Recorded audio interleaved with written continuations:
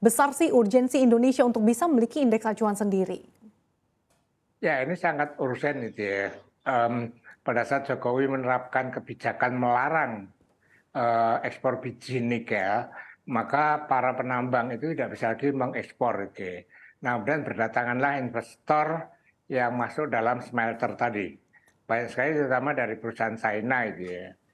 Nah, dalam menjual tadi, penambang tidak bisa harus menjual ke smelter tadi. Nah, investor smelter tadi dia merasa dia bargaining posisinya lebih tinggi, maka kemudian seringkali harga tadi yang menetapkan adalah investor smelter tadi, sehingga ini kadang merugikan bagi para penambang. Nah, adanya indeks harga nikel tadi, saya kira ini bentuk intervensi pemerintah agar harga nikel di dalam negeri itu ada pedomannya itu ya. Karena tidak bisa lagi menggunakan pedoman yang dari London gitu ya.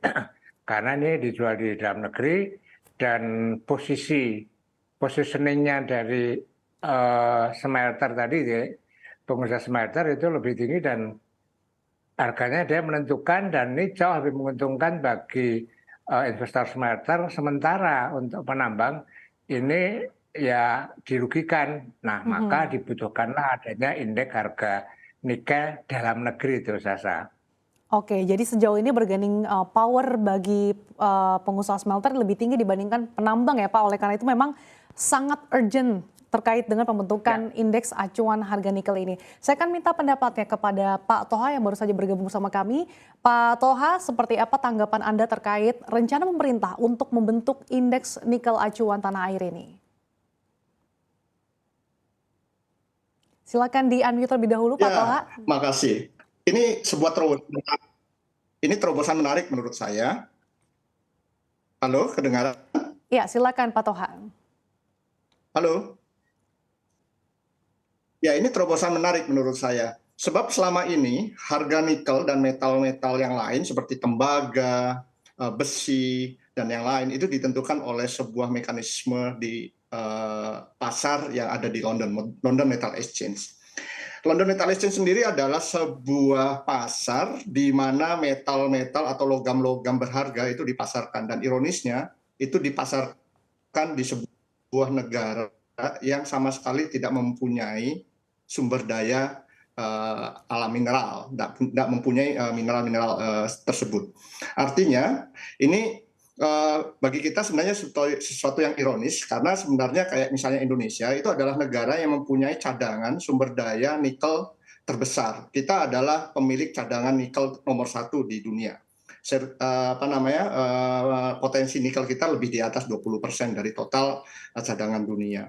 Tapi bukan cuma cadangan dalam bentuk biji saja yang sudah saat ini kita hasilkan. Kita dengan hilirisasi yang saat ini dilakukan dan dicanangkan oleh pemerintah, nikel biji kita itu sudah diolah menjadi intermediate product dalam bentuk nikel pig iron, ferronikel, dan juga bahkan kita sudah bisa menghasilkan nikel sulfat dan kobalt sulfat.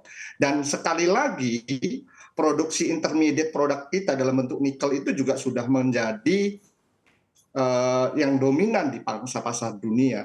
Nah, artinya sangat ironi ketika kita sebagai produser dan pemilik nikel terbesar di dunia, tetapi harga nikelnya justru ditentukan jauh di seberang sana. Artinya dengan ada ide dari pemerintah untuk menentukan nikel price index, tujuannya adalah satu, bahwa nikel sebagai kekayaan negara itu bisa memberikan manfaat sebesar-besarnya bagi kemakmuran rakyat, dengan memastikan harganya itu tetap stabil dan menguntungkan bagi pengusaha dan juga tentunya negara. Karena dengan harga nikel yang stabil, yang bagus, itu akan berdampak pada penerimaan royalti dan juga pendapatan perusahaan yang akan dikenakan pajak badan. Nah,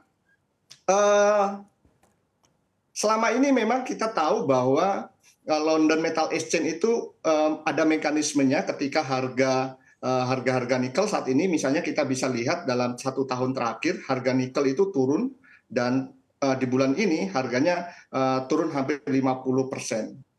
Padahal sebenarnya permintaan nikel dunia saat ini sebenarnya juga masih cukup bagus, walaupun memang agak berkurang. Tetapi maksud saya adalah kalau kemudian pemerintah mampu mengontrol harga nikelnya ini menjadi harga nikel yang menguntungkan bagi kita, maka tentunya ini akan positif bagi negara sebagai pemilik dari sumber daya alam dan juga pengusaha. Oke, Pak Toha, tadi Anda mengatakan dengan adanya indeks harga nikel ini harganya akan lebih stabil dan juga menguntungkan bagi para pengusaha khususnya nantinya terkait dengan penerimaan royalti. Selama ini di lapangan seperti apa Pak terkait dengan penerimaan royalti jika masih mengacu pada LMI ini? Ya, memang harga patokan mineral atau HPM itu ada rumusnya, tetapi basis dasar perhitungannya adalah mengacu kepada harga LME, harga yang berlaku di LME dalam 1 bulan terakhir. Ketika harga nikel di LME jatuh, maka secara otomatis harga patokan mineral itu juga akan jatuh. Padahal dari sisi misalnya biaya produksi itu tetap sama. Nah, di situ akan ada potensi margin di sisi pengusaha yang bisa berkurang karena harga nikel yang jatuh. Royalti juga akan seperti itu, karena royalti dihitung dari harga jual. Ketika harga jual itu jatuh, maka secara otomatis royalti yang dibayarkan ke pemerintah itu lebih kecil. Nah, kita melihatlah misalnya yang terjadi di lithium ketika kita bicara mengenai bahwa nikel ini salah satu komponen utama dari baterai mobil listrik. Ya. Lithium itu saat ini sebagian besar diproduksi di Australia, dan yang terjadi di Australia karena pemerintahnya mampu mengontrol produksi lithium dengan bagus, terus kemudian dia mampu menguasai pasar, yang terjadi adalah lithium kenaikan harganya itu sudah 3 sampai 4 kali lipat dibandingkan beberapa tahun yang lalu. Gitu.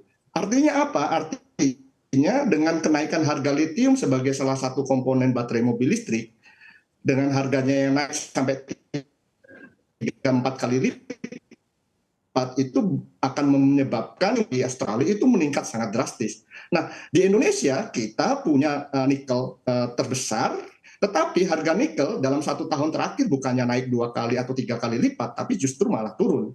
Nah, artinya kita kehilangan potensial, loss opportunity untuk mendapatkan keuntungan yang lebih besar karena kita tidak mampu mengontrol Oke. harga nikel. Oke,